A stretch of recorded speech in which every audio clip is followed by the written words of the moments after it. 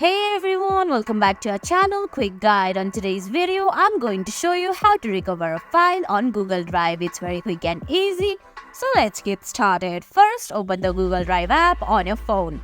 If you don't have the app yet, you can get it from Google Play Store or the Apple App Store. Once you do that, launch the app and sign in using your Google account.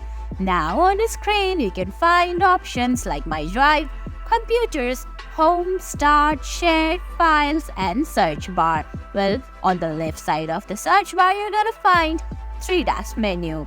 Tap on it. There, you're gonna see options like Recent, Offline, Spam, and Trash. Select Trash, then you're gonna find the deleted file there. Just tap on the three-dot menu and tap on Restore from three options given there. And guys, that's it. That's how you recover a file on Google Drive. I hope you found this video helpful. If you did, please give it a thumbs up, leave a comment, subscribe to our channel, and hit that bell icon. See you in the next video. Thanks for watching.